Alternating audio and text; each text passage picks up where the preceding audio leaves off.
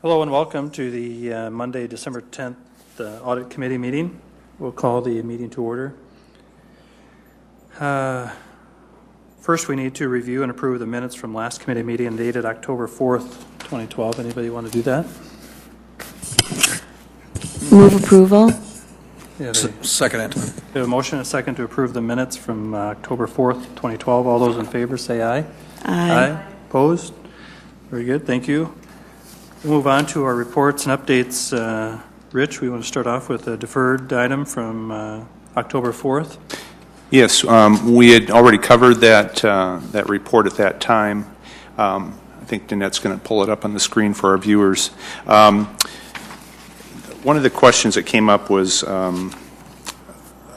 we'd recommended moving the expenses of the light department, which is an enterprise fund, moving the expenses for street lights over to the general fund.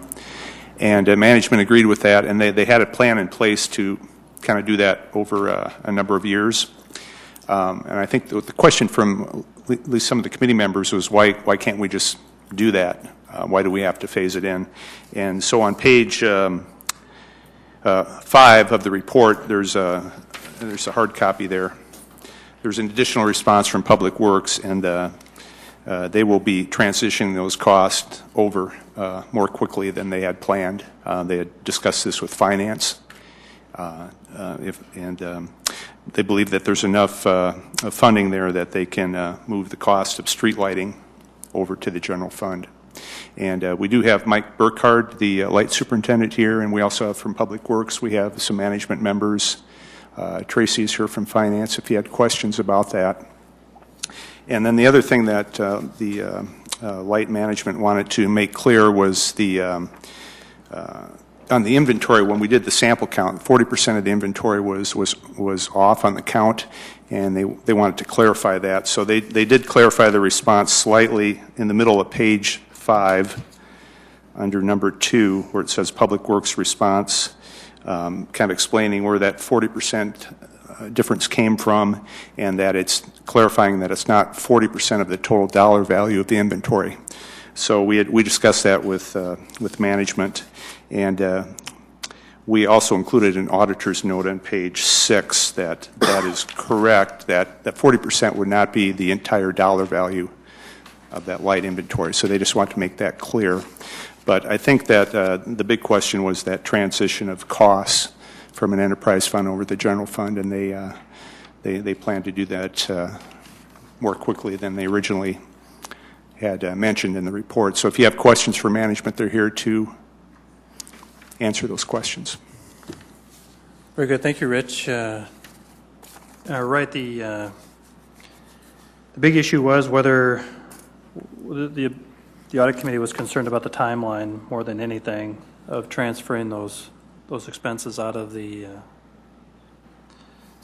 enterprise fund more so into the general fund. And that was the cost for maintaining the street lights, which we thought was a benefit to the citizens. Yeah.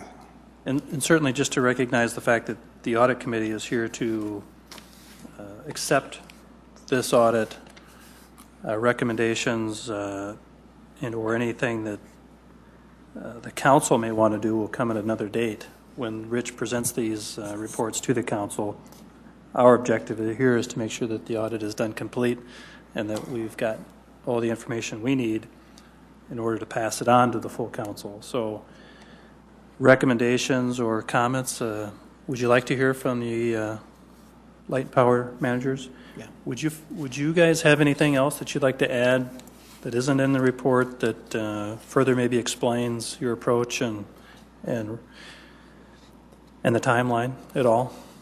You don't have to. It's just that you're here. And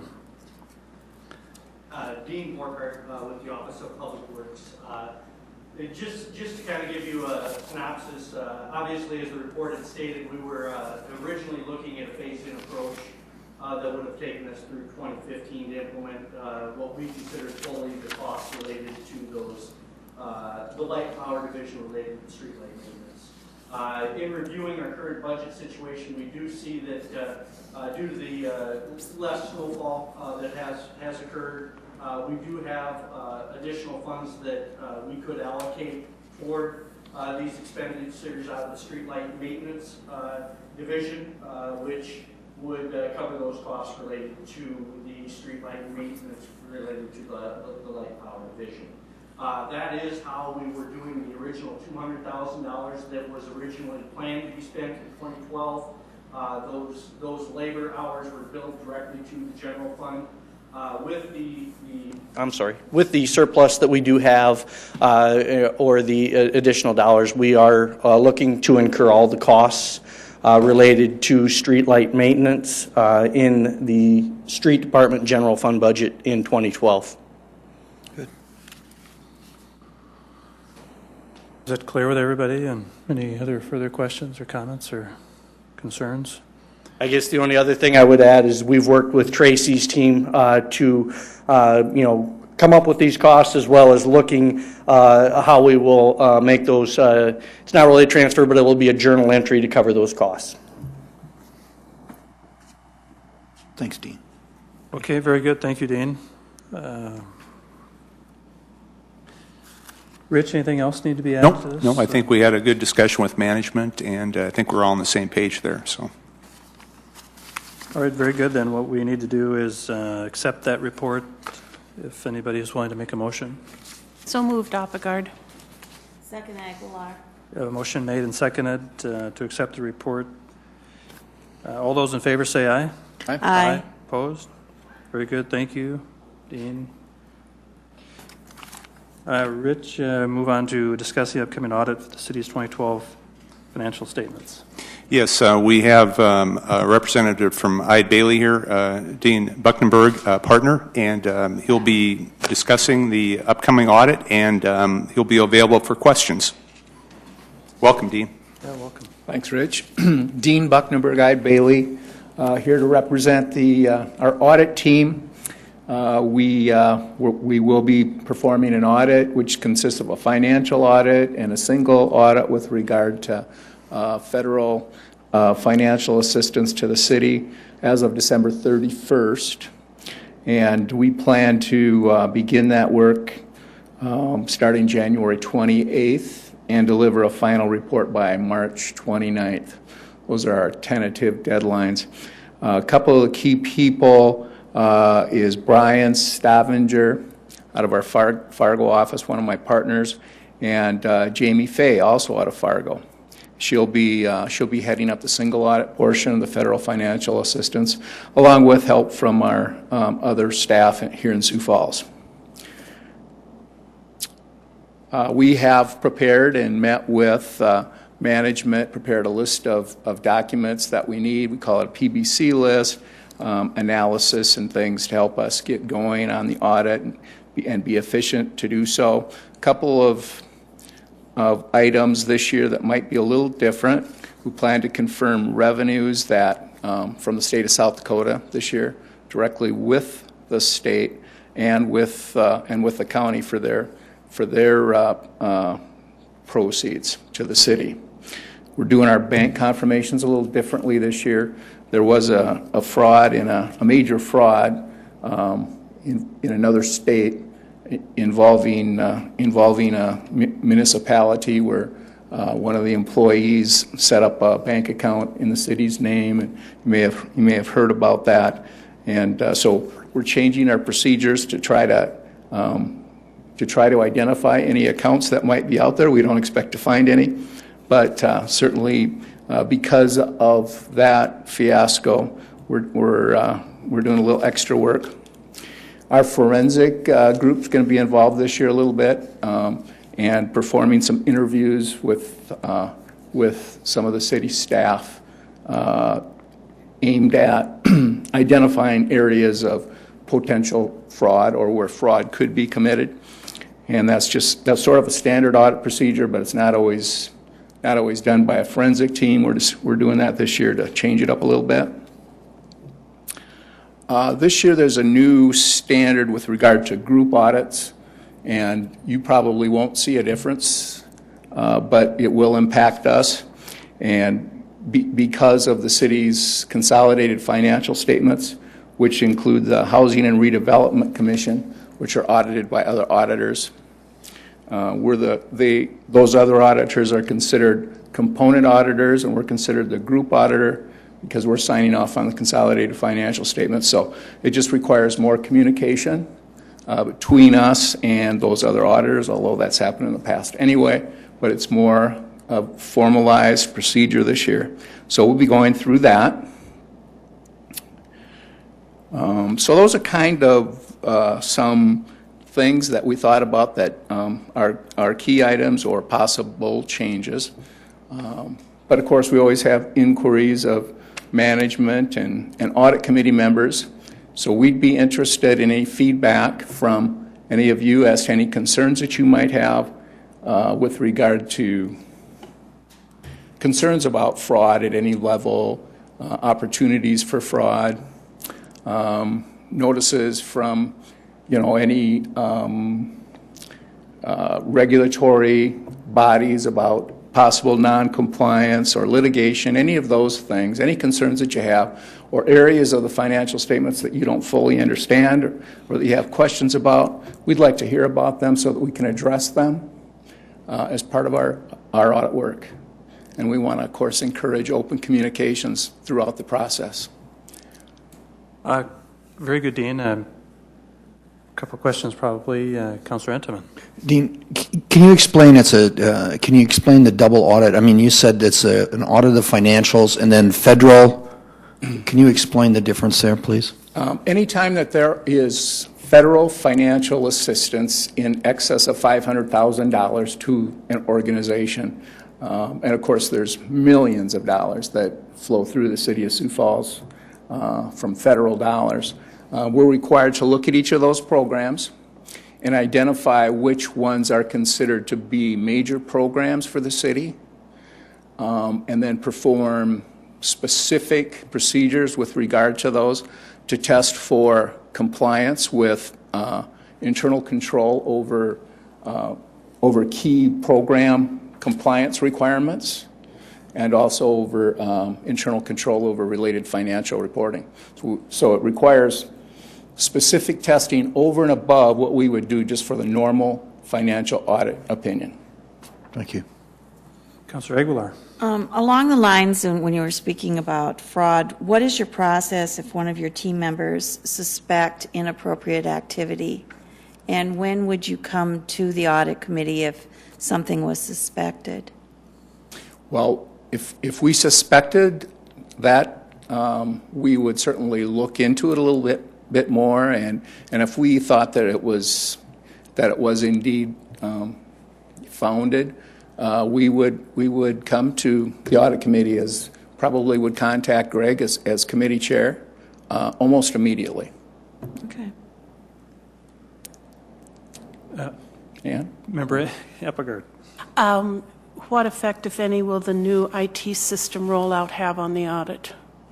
Well, we will be looking at that certainly and thinking about additional testing that probably has to occur anytime that there's more than one system in place during the period that we're auditing. So we will aim some audit procedures specifically at that. I haven't talked to Brian in detail about that, but I know that we'll be looking at, first of all, just making sure that all of the information it has been transferred appropriately from one system to the next. We'll be testing that.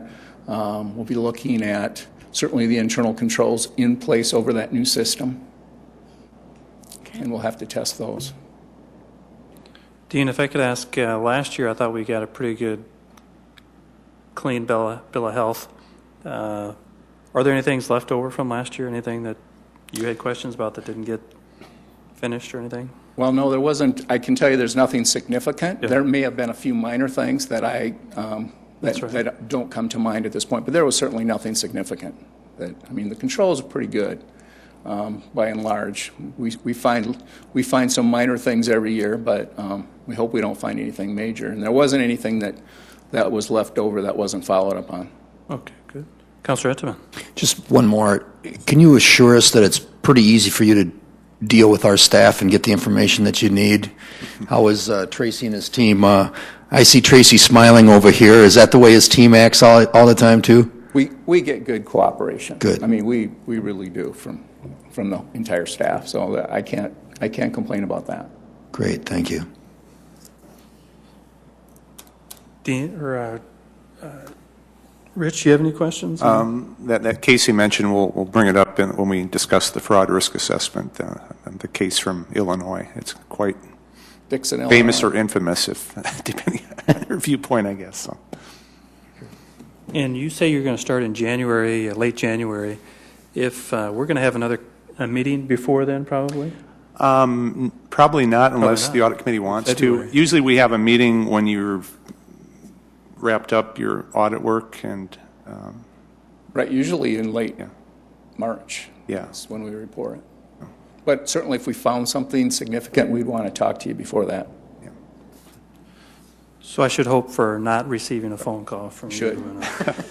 I'm wondering, any other questions of Dean from the committee? That I'm good. I think we're good. Ann? Okay, Dean, thank you. Thank you. Good discussion. We'll move on to the audit review of the Ryan White grant. Yes, we're going to have our newest member of the team. Kim is going to present that since she did this report. And this audit was on our annual audit plan because it was a request of management. Health Department had requested this. So I'll let Kim present it. I think Danette will put it up on the screen there. So. Yeah, as Rich indicated, the audit was requested by the Health Department. And just a little background, it was an audit of the expenditures paid through the Ryan White grant. In 2012, that grant was $390,000 that was received. And part of that grant is designed to provide case management and financial assistance to patients with HIV or AIDS. And what we were asked to do was just look at their procedures for handling those payments. So we came up with two objectives. One, that each invoice submitted for payment contained a unique invoice number with no duplications. And secondly, that the invoice numbers were issued sequentially with no gaps in sequence. And I apologize, I should say that this was due to a change in procedures that they implemented in January of 2012 because it had come to their attention that there were duplicate invoice numbers being processed through, and they wanted to avoid that. We tested all invoices that were paid through the grant from January through August, which resulted in testing 550 invoices. We did find one instance where a duplicate invoice number was issued. It was for two separate patient payments, so there was no duplicate expenditure submitted through the grant. It was just a mistake in using that same invoice number twice. We had several recommendations. First of all, we recommended that the Health Department review the change in process with their staff members just to ensure consistency going forward. And the Health Department's response to that was that that has already been communicated and emphasized with all applicable employees. We also recommended that the Health Department review their current procedures for tracking these unique identifiers that they're using as part of the invoice number. They have a spreadsheet currently that, upon my review and discussion with staff, it wasn't easy to go in and say, these were the invoice numbers issued, and to get them in sequential order and make sure there was no problems. So their response to that is that they've already added a tab to track those numbers and show them concurrently. And then we also recommended that they do a periodic review of the grant expenditures just to ensure that there are no duplicate invoice numbers or gaps in sequence, and to follow up on any items that they do find. And they have been in agreement with all of the recommendations. They'll conduct a periodic review going forward and follow up on any errors. And recommendation number 4 is that we had noticed instances that were not necessarily duplicate invoice numbers, but they were just invoice numbers that were entered incorrectly into the system. The underlying documentation had the correct numbers. It was just staff keying errors. So they've made some changes there after it was brought to their attention and changed how they put the patient identifier on the invoice. So going forward, those should be omitted as well. leave it open for questions. Any questions for Kim? Any comment that the health department would want to add? You're good? All right, we're good then. If we'd like to accept this report, I need a motion. We have a motion, and it's been seconded to approve or accept the audit report with the Ryan White grant. All those in favor say aye. Aye. Opposed? Very good. Thank you. Thank you, Kim. We'll move on to Rich with the audit review of the fraud risk assessment. Yes, we in our first year of operation, we did a fraud risk assessment, I think back in 2007. So we thought it was time to do another one, and much of the work was research, and also I did interviews with all the 12 directors, sat down with a structured interview and went through some standard questions, determining, where have we had problems in the past, where do you think we're vulnerable, and had very good discussions with all the directors. What we found was that when we did the research, we were identifying best practices, and we found that the city is doing most of those best practices already. There were a few things that we weren't doing, and we put those in the report. So we think the anti-fraud environment is strong, and we think with the implementation of these action steps, we can make it even stronger. The top 4 vulnerabilities for fraud in the city, and if you look on page 2 of the report, the areas that we identified were any locations where we receive cash. Cash is very liquid. It's very attractive. Anytime you have cash entering the city, you have to have good, strong control. So that's always something we have to pay close attention to. And in the past, where we've had some fraud cases, oftentimes they've involved cash skimming schemes. Another thing was miscellaneous revenue. Any revenue that's not reflected in the budget may be targeted by people who want to embezzle the money or steal the money. Not every single dollar is reflected in the budget necessarily. Sometimes there's things in a large organization called orphan checks, which are just kind of money that shows up. It wasn't necessarily invoiced. Sometimes management isn't aware of it, so we have an action step to identify that. Another thing was P cards, which are like corporate credit cards. We call them P cards, or purchasing cards. They're used in lieu of the normal accounts, the purchase order system, requisition type of system to acquire goods and services of low dollar value. With P cards, it's conceivable that somebody could be purchasing stuff for personal use, and it would probably go through the normal review process and not get flagged. We've had a few cases where that has happened.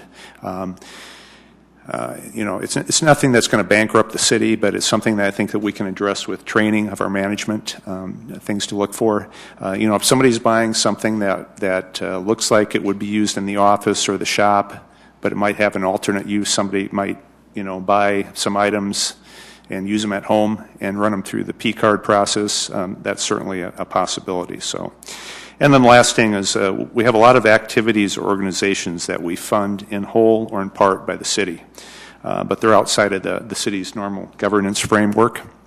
And so those would be areas that we want to pay close attention to. Oftentimes, an organization that we fund, either in whole or part, may not have enough staff to have appropriate segregation of duties, so it's something we have to pay close attention to. So we have that addressed in the action steps as well.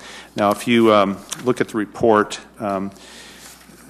what Dean was referring to, I think it's on page 8, the bottom of page 8 of your report, something that sent, I think it's safe to say, shockwaves through the auditing world was the case in Dixon, Illinois from earlier this year. Dixon, a small town in state of Illinois, where the city controller was discovered to have stolen nearly $53 million from a small city over 22 years. The FBI was involved, and as Dean mentioned, it was a case of setting up a bank account and diverting funds from the state of Illinois that were intended for the city of Dixon, and then moving those funds over to her, basically an account that the controller personally controlled. And that was a very shocking fraud case. We have other examples there on page 7 and 8, or actually starting on page 6, and some are quite close to Sioux Falls. And it just gives you an example of what can go wrong in a local government situation. On page 9, we had some cases that have happened in the past. The City of Sioux Falls, we've had relatively few fraud cases of any magnitude, but we've had some cases. As I said, no organization is immune to fraud. It can happen to any organization. So, and if you look on page 10, we have the 25 best practices that we identified from our research that can create a good anti-fraud environment, and we listed those best practices on the left column, and then we put down the status over in the right column. And most of those things we have implemented, at least to some degree or another, through executive orders or through policies and procedures. A few things we haven't done. The most prominent would be education and fraud awareness training. It's something a lot of organizations do not do, but it's probably the most cost-effective thing you can do to prevent fraud in your organization. It's instructing management and staff on what fraud looks like, how it occurs, what to do if you suspect it's going on. And we'll be working with management in 2013 to identify some resources for training for staff and management.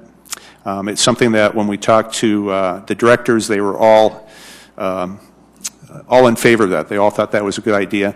The only department that actually did any fraud training out of any magnitude was actually the health department. They do some annual fraud training. I think it's based upon federal grant requirements that they have to provide their staff training on that and document that.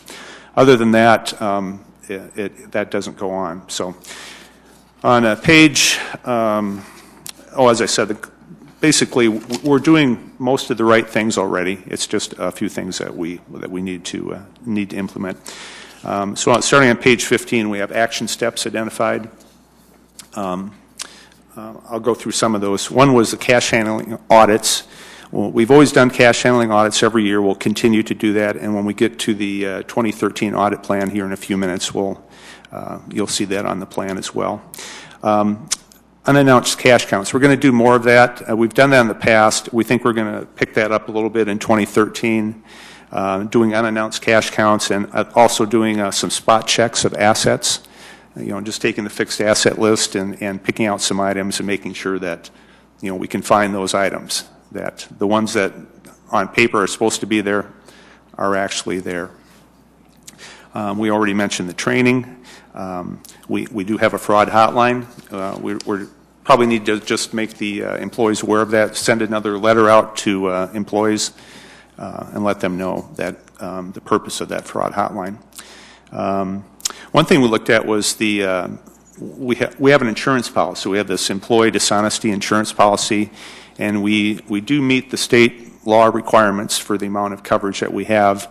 One thing that hasn't changed, though, in a while is the amount of that coverage, and so we'll talk to Central Services and Risk Management to decide if we need to raise that level of insurance coverage. Segregation of duties, that's a key control. Prevent fraud. We'll work with finance and other managers to go through a segregation of duties checklist in 2013 in some key areas like payroll, treasury, investments, financial statement preparation. So we'll go through that checklist and get that updated. One thing at the bottom of page 16, it's called tone at the top. That's kind of a buzzword in auditing. That's a key thing. Tone at the top is the example given by management. In the corporate world, it'd be the CEO and the board of directors, the example that they set that can filter through the whole organization. Last year, the city started a anonymous employee survey. We'd never done that before, and we started that to kind of gauge employees' perception of what working for the city. We talked to HR to see if we could add a couple of questions so that every year we could more specifically monitor tone at the top. Does does management walk the talk? You get a couple of questions in that survey, and that'd be something that the audit committee and management could monitor each year to see if that if employees perceive that management is setting a good ethical tone. And as I said, ethics training at the top of page 17, ethics training, which is not to be the same as the fraud awareness training. The last time we did that was in December of 2007, so it's been 5 years since we've had any formal ethics training for employees. So I spoke with the city attorney's office, and we're hoping that in 2013 we can have some sort of mandatory ethics training for city employees. Middle of page 17, new technology. We found that, I guess we're off the line there, so. GPS is a tool that's not intended for anti-fraud, but it can be used, and so if we put GPS technology on city vehicles, management will have a way to know where all the city vehicles are at all times.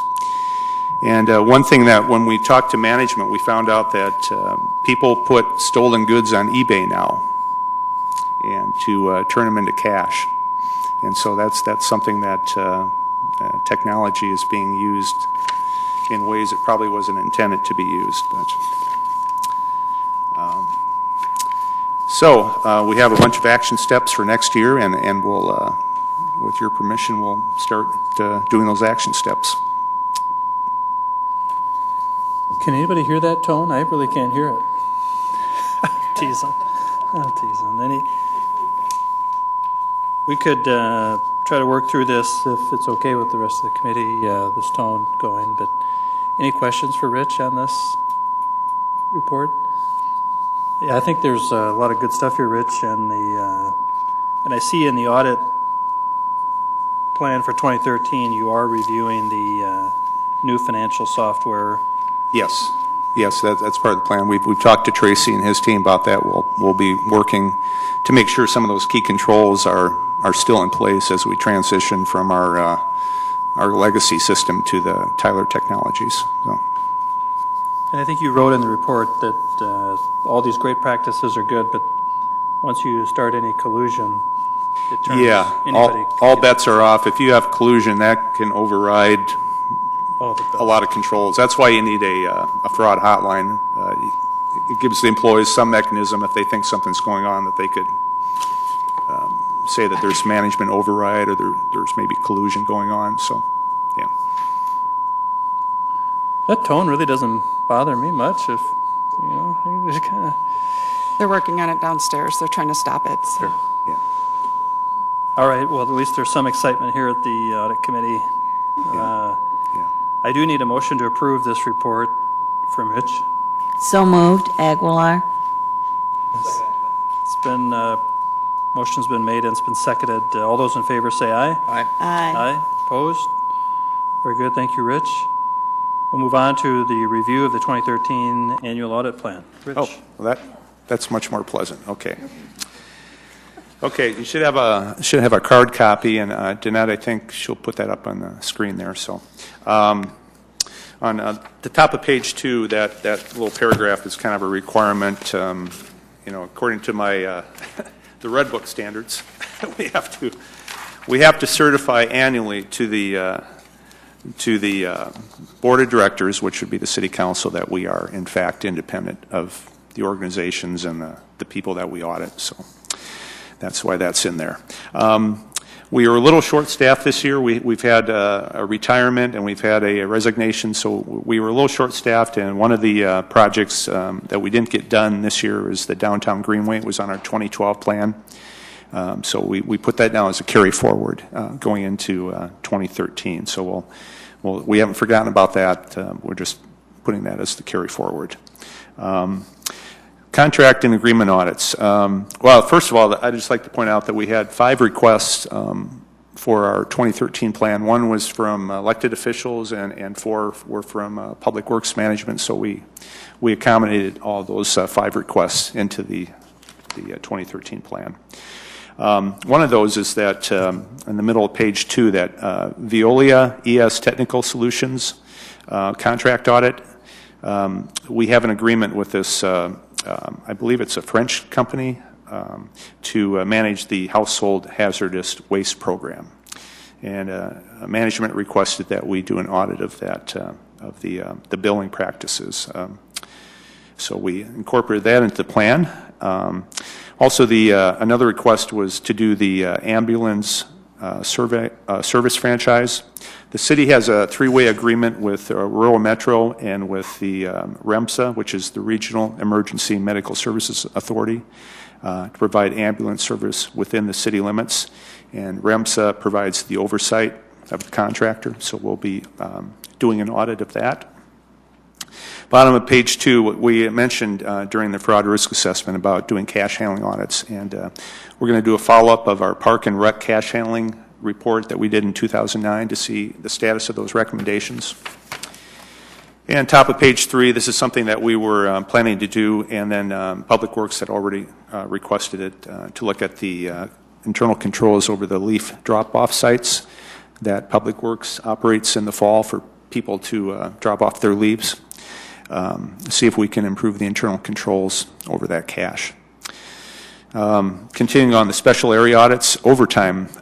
We did an audit of fire rescue overtime last year at their request, and we're going to expand that this year and look at other city departments that have a significant amount of overtime, such as police and some divisions of Public Works.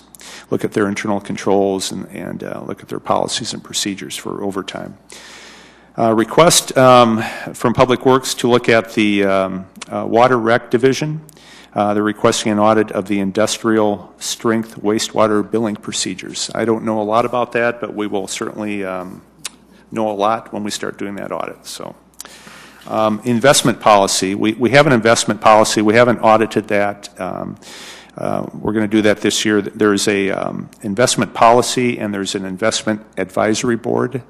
And so we'll be auditing compliance with the policy and also with the South Dakota state law pertaining to investment of public funds.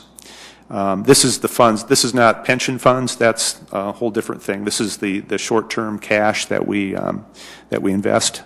And so we'll be looking at the internal controls over that and compliance with the policy and with the state law. Street Division purchasing. This was a request of Public Works Management to look at the purchasing procedures at the street department. They buy a significant dollar amount of equipment, supplies, and materials.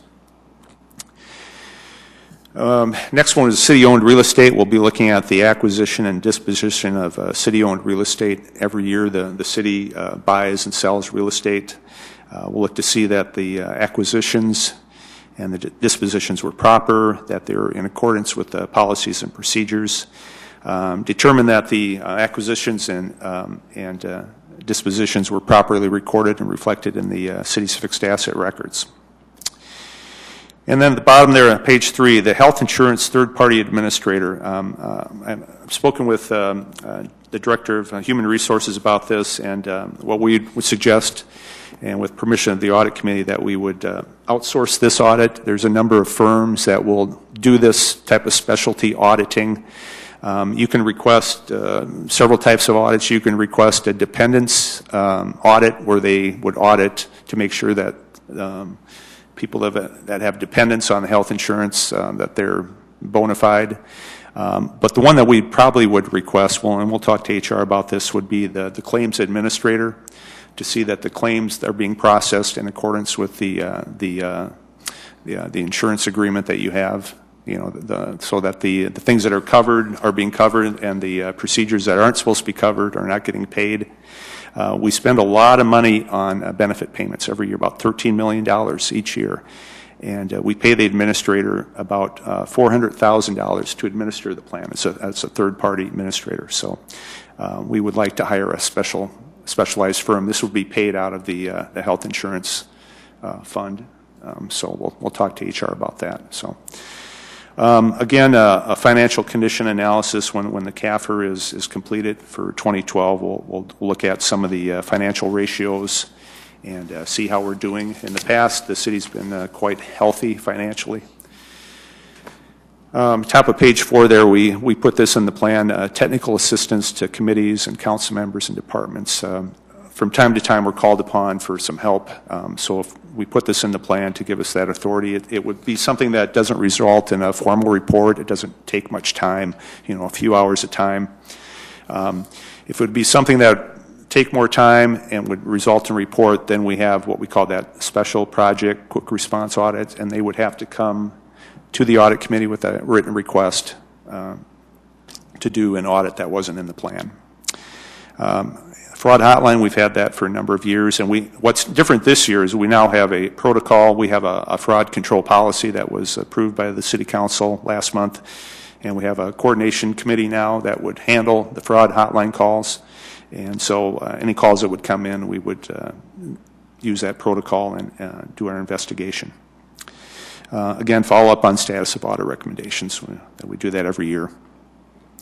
Also, the contract and agreement monitoring, those would be some of those major third-party agreements. We do some monitoring of those contracts and have a report.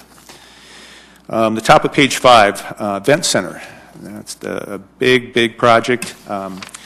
We'll be working with the city's project management team and also the consulting firm, Tegra Group, Dick Strasberg from Tegra, reviewing the pay request, monitoring the overall spending. As you know, there's a voter-approved cap on that of $115 million, so we'll be monitoring that overall cap, and reviewing the internal controls over the event center. Obviously, that's not scheduled for completion until 2014, so you'll see this on the 2014 audit plan as well. I think we've mentioned the financial software transition from HT to Tyler Technologies. So we'll be working with finance to make sure those key controls are maintained. We discussed at our last audit committee some continuing auditing activities that we'll develop and implement starting in 2013. And as we just talked about the fraud risk assessment, we have a number of action steps that we have to complete next year. Working with management on a lot of those to strengthen the anti-fraud environment. And then the last thing on page 5 is something that's required by auditing standards is continuing professional development, or sometimes it's called CPE, continuing professional education.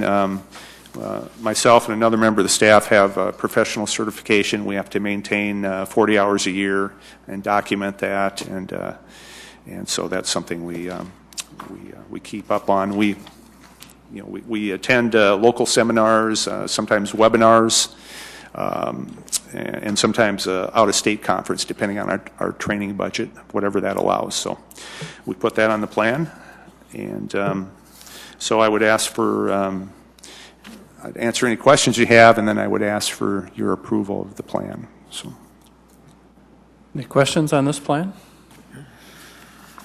Councilor Aguilar. Now, this goes forward if we approve through resolution? Yes, yes. If you approve that, then I'll have one of the council members sign an agenda approval form, and we put that on a council meeting to approve by the full council by resolution. Yeah. I have a question. Yes. Rich, as far as time devoted to these various projects and looking forward, do you see more time from your staff being spent on issues related to the events center construction and thereby taking away from what would be rotating routine activity for 2013, 2014? I will probably be working on the event center, and I'll probably have my staff working on the audits. I'll probably have about 4 audits for each of them to do, and then I will handle the event center and be doing maybe less audits than I did previous years. So yes, that'll take some time.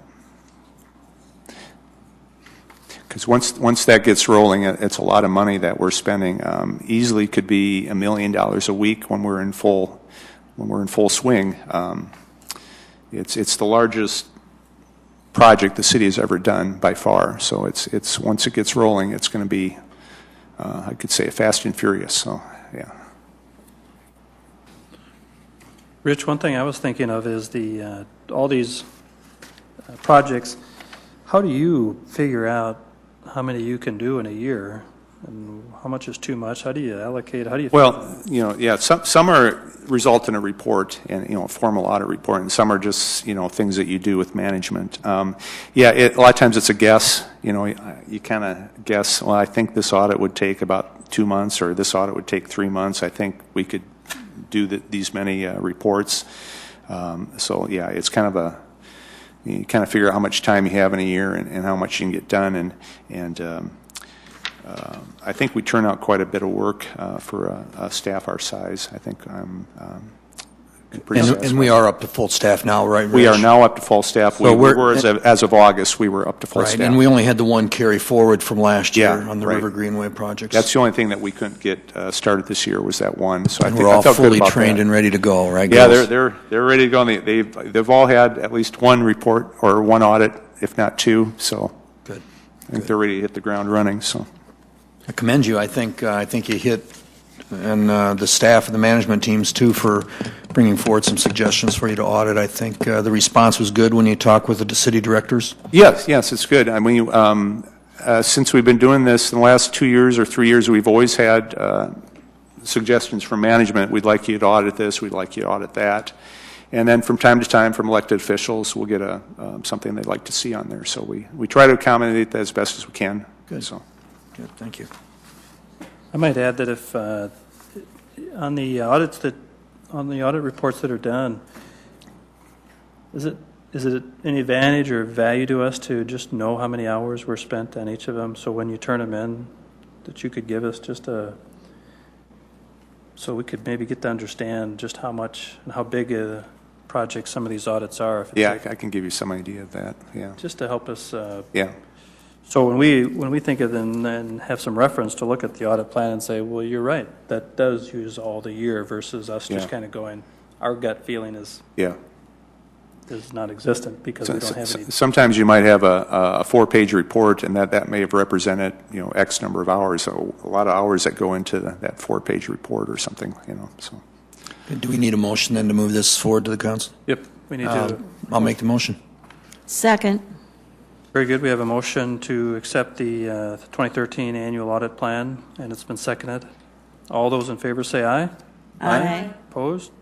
Very good, Rich. Thank you. Okay, then I'll try to get that. I have an agenda approval form. I'd like to get that on the December 18th City Council meeting. So after the meeting, I'll get a signature. Okay, and work with the clerk's office on that. Right, we would move on to item F, discussion on public input in an audit committee meetings.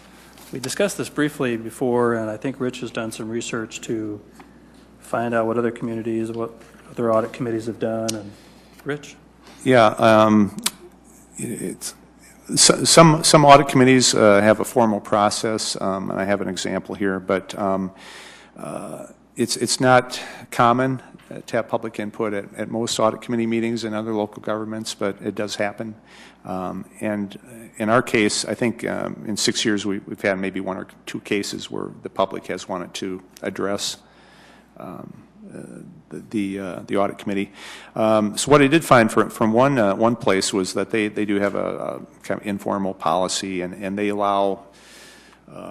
If the public wants to talk about an audit report specifically, they are supposed to talk to the chair before the meeting that they'd like to address the committee, and then they're asked to wait until the time between after the report is presented and then right before the vote is taken. So that would be the appropriate time when the public could address the committee, and usually they set a time limit, say 3 minutes to talk about that audit report. And then if they had something that wasn't specific to a audit report that was being discussed, that they could have time at the end of the meeting to address the audit committee, again with the time limit. And then sometimes they'll say they're not allowed to have dialogue with other people in the audience. They have some limits on appropriate public input. The City Council does have 5 minutes, before their, early in the regular City Council meetings on Tuesday nights, they have time for public input with certain stipulations.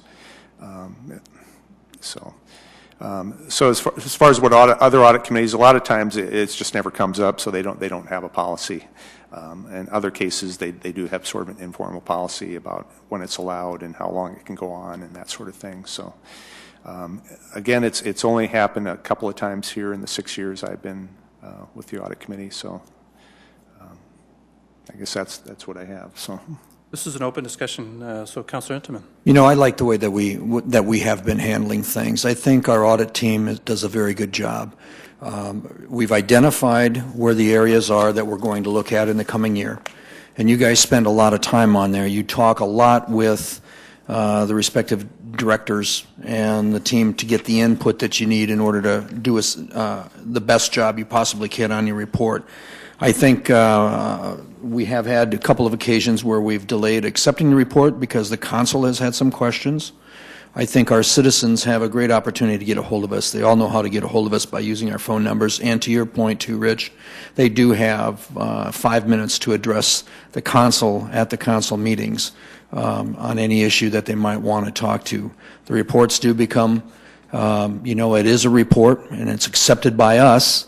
And then we turn around and pass that report on to the council for the final approval. So I like the way the process is handled right now. I think the professionalism of the team, of your team, also the outside people that we use to conduct the city's business, I think they're very much the professionals in what they do. And our citizens do give us input as we go through the process on different issues that they believe are important. So I like the way that it is now. We have free discussion amongst us. We're able to ask respective departments to come in if we have specific questions for them. And I'm very satisfied with the way we're handling it. Any other comments or discussion? Councilor Aguilar. At our informational, when you present, there is really no vote taken. So actually, it is this body that does approve or accept the audit. I agree with Councilor Intiman that if someone had a comment or whatever that they wanted to make, since in most cases you have found that the report is first given in those places that do accept public input, I would say that they would have the opportunity at the next city council meeting. So, I don't see a need for any change or addition in policy. I would add to that, too, that I think the procedures that are in place today are very good, and the fact that we're generally broadcasting live on television and then it's available on the internet allows for the transparency of what we're doing, and that's important for the public to witness. And they do have access to the council members at all times. So I think you're right, Jim. There are plenty of practices and procedures in place that allow public input. This internal, the audit committee is an internal audit function, and I think transparency and I think we're just fine. I think we've had a couple incidences where the public has wanted to address this as a committee, and if we begin a meeting and we find that there are public in the audience that would like to address us, I think the chair could easily go over and visit with them or approach them or do something, but it's kind of a vulnerable spot for us to have public input in an audit report that's in work in progress, so to speak. So if there isn't any further input on that, I think we would leave it as it is and not issue any changes. Good, thanks. Very good. We'll move on then, Rich, to a discussion on our peer review for internal audit. Okay, so that's kind of the question that came up. Who audits the auditors? And the answer is other auditors. That's the short answer. According to our internal audit charter, which is kind of our marching orders, we're supposed to follow the what they informally called the Red Book standards, obviously because the color of the book. There's basically three standards that auditors can follow. Bailey, when they're doing their financial statement audit, would follow the AICPA standards, American Institute of Certified Public Accountants. anytime you're doing an audit of financial statements, that would be the appropriate standards. They're also required, since they're doing that audit of the federal grants, to follow what's called the Yellow Book standards, which is the second set of standards. That's put out by the GAO, which is used to be called the General Accounting Office. Now it's called the Government Accountability Office. They changed the words, but they kept the acronym. That's called the Yellow Book, and there's very stringent, detailed standards that an auditing firm would have to follow if they're doing a federal audit. That's what the federal auditors have to follow when they audit government agencies, or when a CPA firm would audit, say, City of Sioux Falls that gets substantial amounts of federal money. They have to follow the Yellow Book. Internal auditors oftentimes will follow the Red Book, which is from the Institute of Internal Auditors, the IIA. These are international standards, and because they're international, they tend to be more concept-orientated. They tend to be more general and less specific than the Yellow Book. But what it consists of is one page in here. It's the definition of internal auditing, which is just a paragraph. And then there's a code of ethics, which is about 2 pages, the code of ethics for internal auditors, and then about maybe 5 to 10 pages of the standards, which are fairly general. And then much explanation of how you would implement those, and they're called practice advisories. So they're not mandatory, but they kind of tell an internal auditor, okay, well, here's a way you could comply with the standards. So that's according to our internal audit chapter. We follow that. Under Red Book standards, every 5 years you're supposed to have a peer review. Under Yellow Book, I think it's every 3 years. And so what that peer review would consist of is other auditors coming in and evaluating your organization, how you do things, to see if you're complying with standards. The cheapest way to do that is probably through ALGA, which is the Association of Local Government Auditors, to which we belong, and I've been to a number of their national conferences and interact with other auditors like myself and other local governments.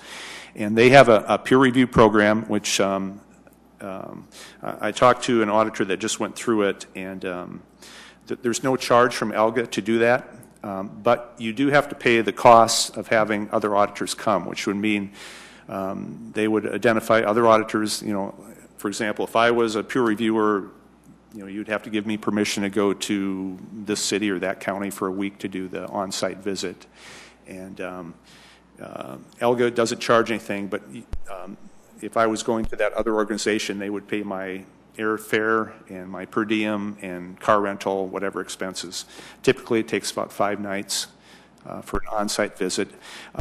Usually, ALGA, when you request it, they'll send 3 auditors. Sometimes it's 2 if it's a really small shop. They like to send 3. So the estimated cost, if we had 3 people come to Sioux Falls for 5 nights or 5 days, would be about $4,000 estimated for airfare and those expenses. And then you would, if we were part of that program, they would say, well, Rich, can you, since you requested this, can you also in the future maybe, or now, be a part of a peer review team as well? So in other words, you'd have to allow me to, you know, take a week to go somewhere and do that. They do have training every year at their national conference on peer reviews, whether it's the Yellow Book or the Red Book, whichever standard you're using, and they do have peer reviewers that will do that. And on their website, they do have the conference materials. If you can't be at the conference, you can go to the website and click on it, and you can see all the checklists and all the stuff you need to start doing to pass a peer review. So that's probably the cheapest way to do it. You could ask the Institute of Internal Auditors to do it, and they're based in Florida. I don't know what the cost would be, but I would venture to say it'd be rather expensive. It'd probably be, you know, easily $10,000, if not more, for the IIA to do it. So most local governments would do it through ALGA, you know, peer-to-peer. And as I said, that's normally every 5 years you would do that. And I talked to an auditor on the phone that I know quite well. He was a single auditor. He's in Lawrence, the city of Lawrence, Kansas, and he just went through it last year. And he said when he was an auditor for the city of Kansas City, part of a large audit group, he'd been through it as a staff, and now he's by himself, and he'd gone through the process. What he recommended is you talk to you call up ALGA, and there's regional coordinators for this. So talk to the regional coordinator who does this part of the country and figure out, talk to him, say, we'd like to do this. What do we need to do? He said it's probably good if you're part of that peer review team ahead of time. That really shows you how to get ready for the peer review yourself. So he said that might be an idea. Certainly get all that material off the website, all those checklists and that sort of thing. And you have to work through that coordinator because they have to identify somebody to do this and when you're going to do it. And obviously in South Dakota you wouldn't want to have somebody coming in the winter. Probably wouldn't be a good idea. But they would schedule that, and you got to work with those people's schedules. I mean, they have a regular job, and then they kind of do this peer review on the side. So, and they would come when you think you're ready, when you've done your self-assessment and you think you're up to snuff, and you're doing procedures according to the way Red Book says you should. Then you would have the people come in and do the site visit. They'd look at a sample of your reports, some of your work papers, probably talk to audit committee, maybe talk to some managers, and then come in on a Sunday night, and then by Friday morning have a preliminary report done, and that's kind of the way it works, and that's the way it works. So, Councilor Entenmann.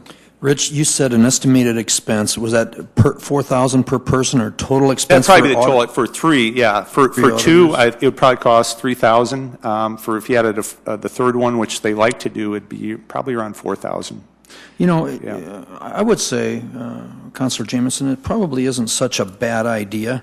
I would think, though, that if we're going to be looking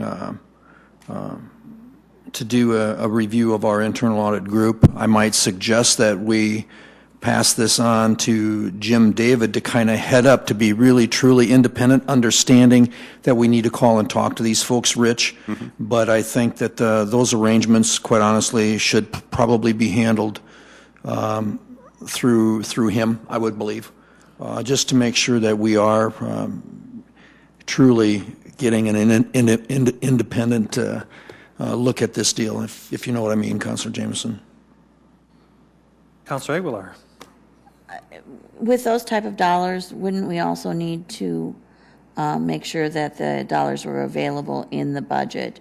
So it would be something that we would be working towards probably 2014? I would suggest 2014 we put that in the budget because usually the way it works is they expect the city getting the peer review to actually pay directly for the airfare and get the hotel lined up and the rental car and pay for that. So come out. And I might suggest that we move that into Jim David and let him do some further research on it. I mean, you've got some great points here, Rich. Yeah, he could contact the peer review coordinator or whatever. Either one of these two gentlemen, whichever one you think would be the one that should do that. But I believe that's what we should do, and then look at.